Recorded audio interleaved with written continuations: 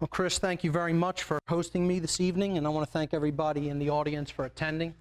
With that said, I'm going to get started. My presentation today is called Cosmic Abandonment, an explanatory synthesis regarding human origins, psychopathy, slavery, and the current psychological and social conditions of humanity. I want to point out here this term, an explanatory synthesis. Okay? We're not talking about absolute proof here. There will be some conjecture, all right? We're talking about a synthesis of information that brought together explains, is an active framework or model for the current human condition. That's what this presentation is intended as. I would like to respectfully dedicate this presentation to the memory of Lloyd Pye. If anybody is not familiar with this gentleman, you need to be. Okay? His work is invaluable, and unfortunately, the truth community has lost this truth warrior this week. He passed away this week from cancer. So again, I'd like to respectfully dedicate this presentation to the memory of Lloyd Pye. I'll start with a quote from Aristotle, the philosopher. He said, "It is the mark of an educated mind to be able to entertain a thought without accepting it." And with that in mind, I'd like to give a disclaimer for this presentation. The information contained in this presentation does not constitute a proof. I'm coming right out in the open and saying that. Nor was it my intention to attempt to provide a proof here today. Okay? Proof of anything of such magnitude or covering all aspects of such topics could not possibly be accomplished within the limited confines of a 2-hour presentation. Also, please recognize that I am not attempting to convince anyone to accept or believe anything contained in this presentation. I am asking those here today and watching on video, those with an open mind, to seriously consider this explanatory model by asking questions and researching these topics for yourself, because that's the only way we're going to come to the truth about anything. This is my third foray into the field of ufology in the form of a formal presentation. The first two that I gave this back in 2010. It was called Don't Count on Disclosure, and I went through all the reasons why not to expect disclosure from any kind of official channels. The second presentation was called Morality and Disclosure, and it involved the moral issues that are central to the ongoing cover-up of extraterrestrial intelligence and the UFO phenomenon in general. So this is my third active foray into ufology. I'm going to give it in 3 basic parts, 3 sections, an introduction, and then three parts. Okay, so this is the introduction. It's called Starting from Where We Were Left Off, and you'll understand what I mean by this as we go on. But when I say starting from where we left off, I mean this is actually a continuation of my work that I've done in other areas, like in What on Earth is Happening podcast series, on my radio shows, the interviews that I do on other people's shows, my video presentations, etc. I always give this caveat at the beginning of all my presentations. There's 5 essential boxes for human consciousness. There's 5 things that shut human consciousness down.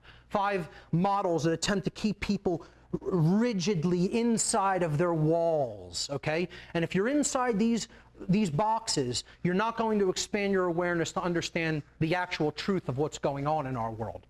And those 5 boxes are politics, okay? So if anybody identifies with left or right, conservative, Republican, liberal, Democrat, etc., going to be sorely disappointed with this presentation. Religion in general, and by this I mean the cultural religions of the world. Scientism, not what I call real science, but what I call ultra-rigid skepticism in the form of quote-unquote science that's peddled for modern science in today's world. And of course the New Age movement, which I've done a lot of recent exposure of.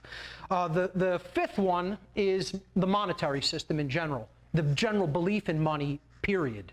So if anybody's coming at looking at the world, their whole paradigm or worldview from any one of these boxes, good luck, because you're already putting yourself in a limited confines, and I don't think, many people who are looking at reality from one of these 5 perspectives is going to take a whole lot away from this presentation, because it's coming at it from a closed-minded perspective to begin with. And again, I would recommend not trying to filter this presentation through any one of these boxes. If you do, you're not going to get much value out of it. What I highly recommend is to try to shed these as much as possible to the extent that any of you here today or watching on video are in these boxes. And to really do that, what you're really saying is, I'm not going to stay in my comfort zone. I'm actually going to search for the truth that lies beneath. Okay? That's not really contained in any of those, that goes way beyond any of those 5 boxes. All right? So, with that in mind, starting from where we left off, my other work really covers that the current human condition is slavery. Okay? When people ask me what my work is about, I tell them it's about slavery and how to end it. Okay? Slavery and how to end it. And that usually gets people's attention. That perks them up a little bit and, puts them in a mode that, they can understand where I'm coming from usually. And, for people who don't understand this is the case of the world, they're also going to find this presentation difficult. All right? So a kind of a second disclaimer. For those who do not already deeply understand that the current human condition is slavery, and I'm starting with that as matter of fact. I'm not asking anyone to believe that. I'm telling you it's true. I'm stating it factually. That's the case. Okay? I fully recognize that at this point in time, if you don't understand our condition is slavery, you may not even be able to consider with an open mind much of the information in this presentation due to a lack of prerequisite knowledge. Meaning, if you don't understand that, I'm telling people up front you haven't done your homework and you don't understand where we're at right now. So therefore, hearing what I'm about to say, this is like the advanced class, let's put it that way, okay? So if people don't already understand this, it's going to be very difficult to hear what I'm going to say here today, all right? For those who haven't come to that understanding, this is a great site. This is my website. Go up to this site, listen to the podcasts in order, and your entire paradigm will shift if you have an open mind. If you could take that information in with an open mind and an open heart, and do your own due diligence, I think you'll start to understand the big picture of what's going on this planet. So check out whatonearthishappening.com. In whatonearthishappening.com, the main question that I have delved into up to this point is, why is this the current human condition? Why is the current human condition slavery? Trying to get at the underlying causal factors that have led to the condition that we are in now. Okay? So all my previous work has dealt with that question. Why are we in a condition of slavery? All right? And the answer to that is provided on that site. Now, what I'm going to do here is go even beyond that question here today. But I want to just summarize briefly, as quickly as it can be summarized. I'm going to attempt to summarize the answer to that question in basically 4 short sentences or 5 sentences, okay? The reason that humanity is enslaved is it does not understand natural law. It does not understand the spiritual laws that govern the universe, okay? And I call this natural law, this body of laws that ultimately govern behavior. I group it under this umbrella term, natural law, okay? Here's what natural law essentially is. Natural law is the body of universal, non-man-made, binding, and immutable laws which act as the governing dynamics for the consequences of human behavior. Now that's a lot to say there in one breath. I say it's non-man-made laws that already exist in creation that ultimately act as the governing dynamics for the behaviors that we choose to enact. All right, that's what natural law is. Now, humanity doesn't understand natural law in the aggregate. There are individuals who do, but the aggregate body of humanity is completely ignorant of natural law. It's why we're enslaved. Understanding natural law, what is meant by that? It means truly having conscience, which is the definitive knowledge of the objective difference between morally right behavior and morally wrong behavior. That is what it means to understand natural law. Okay? Living in harmony with natural law, okay, is different than understanding it. One can even understand it and not actually accept it and enact it and live in harmony with it. Living in harmony with it means exercising one's conscience, or in other words, willfully choosing morally right behavior over morally wrong behavior, once that difference is clearly understood. When human beings, in the aggregate, the species, lives in harmony with natural law, and are therefore moral, again in the aggregate, it doesn't mean just the individual. When the aggregate of the species lives in harmony with natural law and therefore exhibit moral behavior, they become and remain free. When human beings live in opposition to natural law and are therefore immoral, they become and remain enslaved. That's how the dynamic of freedom versus slavery works, and this is what I call the law of freedom. That is the law of freedom. It has everything to do with morality and is totally, inextricably connected with morality and can never be separated from it. Okay? That's natural law in a nutshell, in about as quickly as it can be, condensed.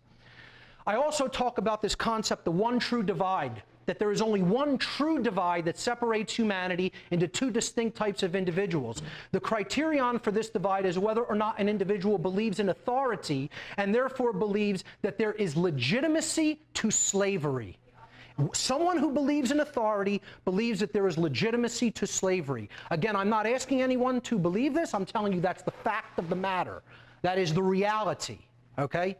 And this is where my other work leaves off, explaining that this is the divide that needs to be bridged. All the other things that allegedly separate humanity, race, class, sex, religion, all this, they're all divide and conquer strategies. This is the real divide, where there really is two groups of actual different kinds of people on the earth.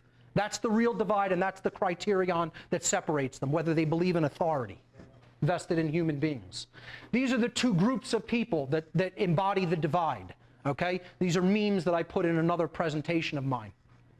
The statists and the anarchists, okay? The statists, exemplified by a police officer, with this meme saying, statism is the brilliant idea that we give a small group of people the right to kidnap, imprison, harass, steal from, and kill people so that we can be protected from people who kidnap, harass, steal, and kill people, okay?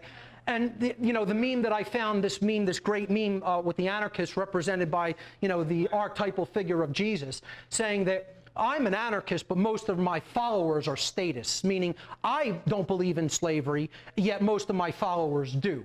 So really what we're really talking about, these are euphemisms, okay? These are just euphemisms, words that we use as euphemisms. This is what it really means. This is the real meaning. This is someone who supports slavery, and this is someone who opposes slavery. That's all it really comes down to. Those are the two kinds of people in the world. The supporters of slavery, whether they understand that that's the case or not, and those who oppose slavery in all of its forms, in which case I am. I oppose slavery in all of its forms. Okay?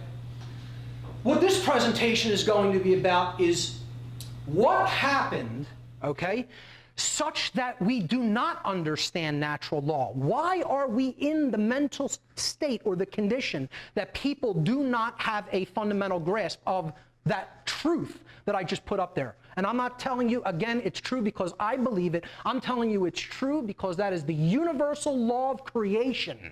And all anybody can ever do is discover it or not understand it. It is there, and what I just stated is true.